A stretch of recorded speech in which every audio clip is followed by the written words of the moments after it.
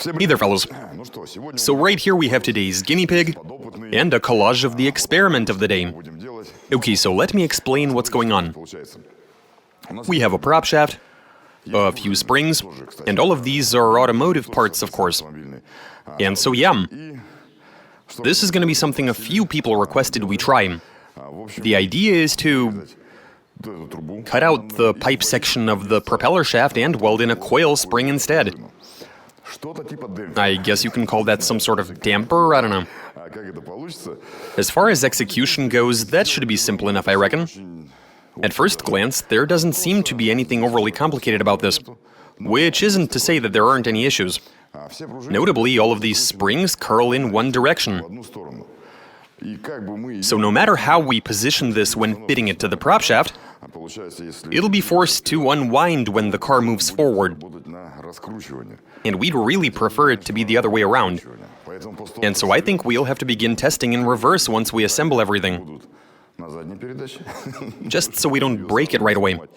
And to see whether the car will even drive. After that, we can go a bit harder to test the durability. Also to test its damping properties, assuming it even works to that effect. So we'll find all of that out a tad later, but for now it's time to make us that springy prop shaft.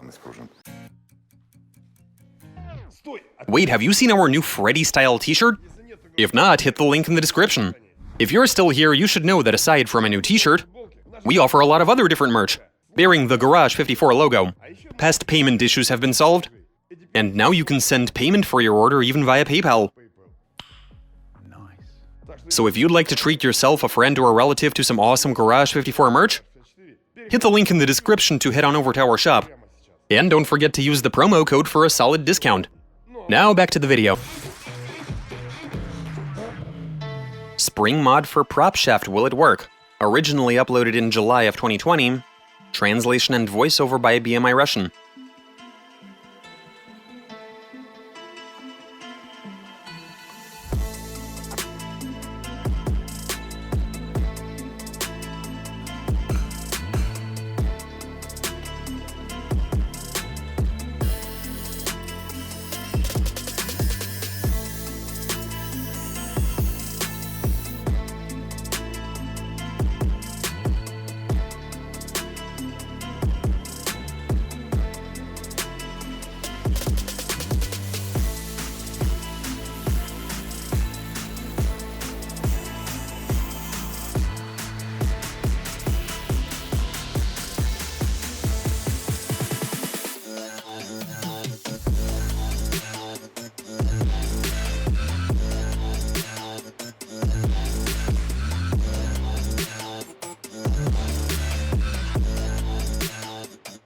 Okay, so here's what we're looking at.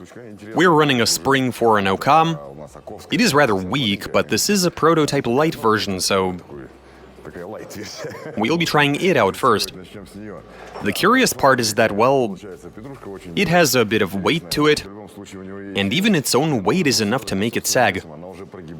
Oh wow, look at that. We have handbrake cables right next to it. I also see a fuel line and a brake line. Yeah, so this is where the testing begins. I think it's time to bring the car down and, yeah, let's take this thing out for a drive. We're ready, everything is looking good. Starting the engine. Excellent. Now, because of the bench, we can't back up, so instead I'm going to carefully try driving forward. Something is happening.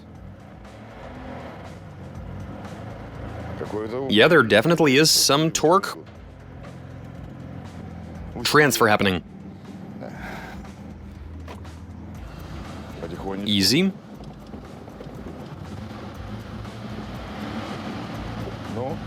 But I do hear a rattle, or a knock rather. I'd imagine it's bending and coming into contact with something.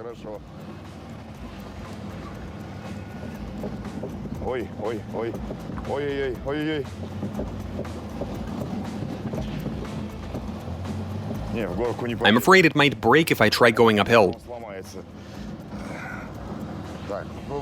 Let me try reverse for it to compress. That didn't change anything.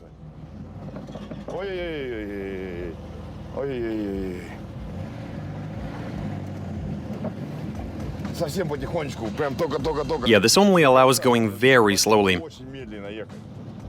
Apparently, when I bring the speed up, it starts wobbling like crazy. Wobbling, hitting stuff. Now imagine something wrapping onto it. Wouldn't that be a ton of fun?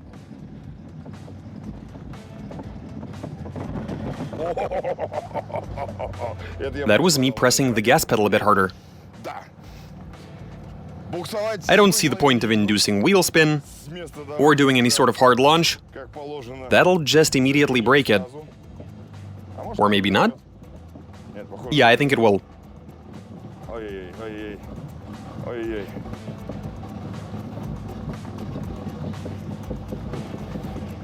This is frightening. Can you hear what it's doing? It's all over the place, man. Why don't you try winding up the spring and doing a burnout? Oh, you want to wind the spring up? Sure, let's give it a try. Where's the steam coming from? Oh, it's the manifold. Nothing to worry about then. Right, let's try. Should I do it in reverse? Okay, let me try winding up the spring.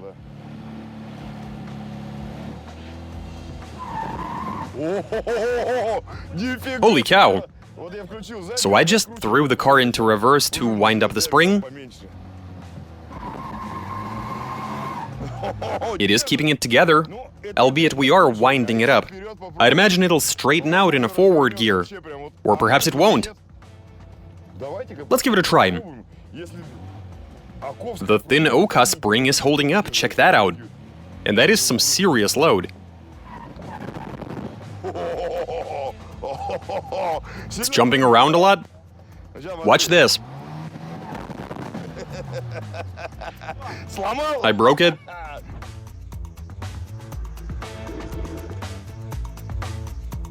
Hooray, I broke another car. I am such a winner. I'll take it easy. Look, it's driving even. What's up?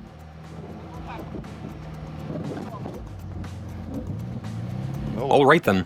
The handbrake cable is starting to wind onto it. Oh, really? We should have cut them with an angle grinder. I'm gonna drive anyway. Hopefully it doesn't catch the fuel line.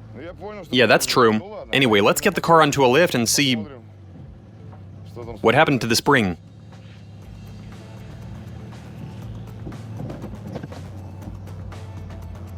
It's thoroughly snagged.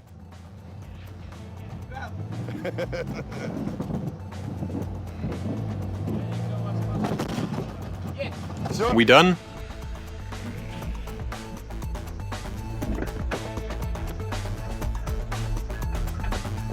Yeah, I can hear it. That's it. We're not going anywhere.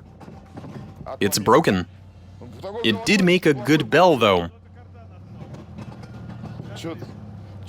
Something has definitely broken off.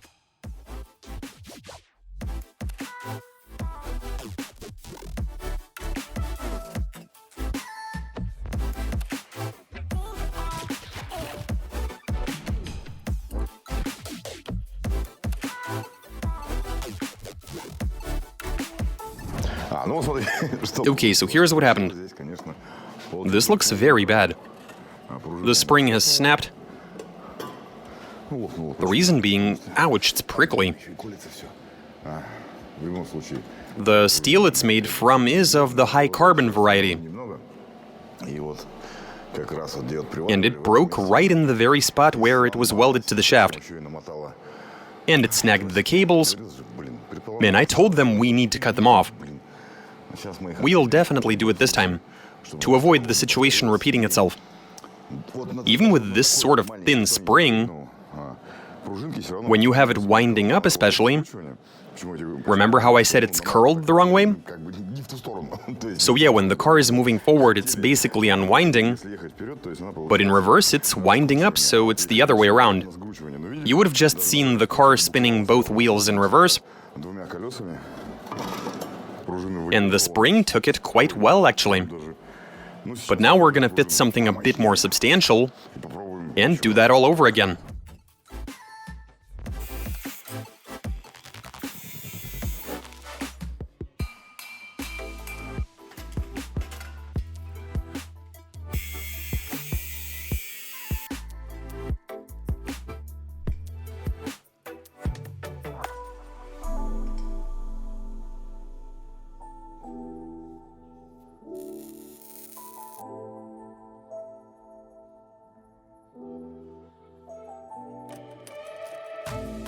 We've successfully installed the new spring, and it is way more massive.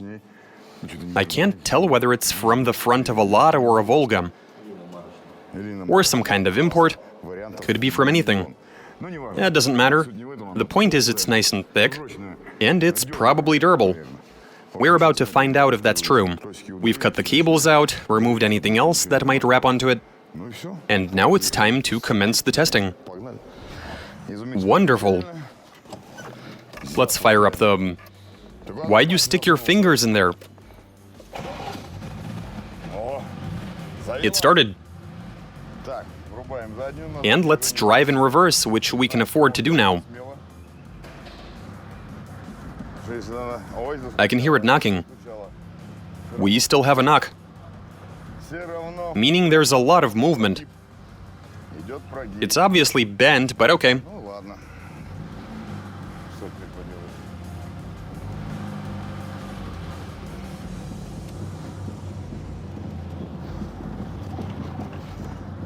No? Ой-ой-ой-ой-ой-ой-ой-ой.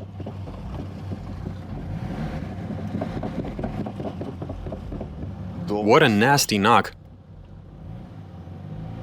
What if I drive forward? Same thing. Hopefully you can hear it. Far out. Give propshaft balance a call. Yeah, I probably should.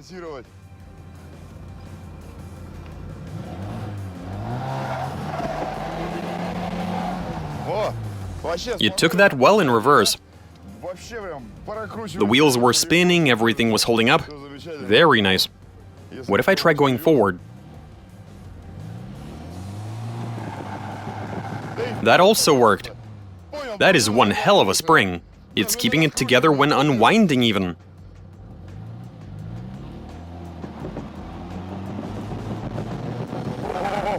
But I am scared.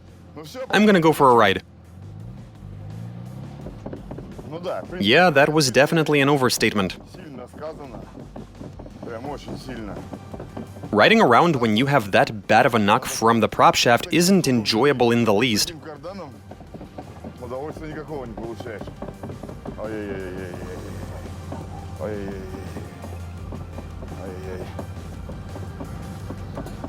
Hey, it is driving though. I do have to go slow, but still. This is very nice indeed.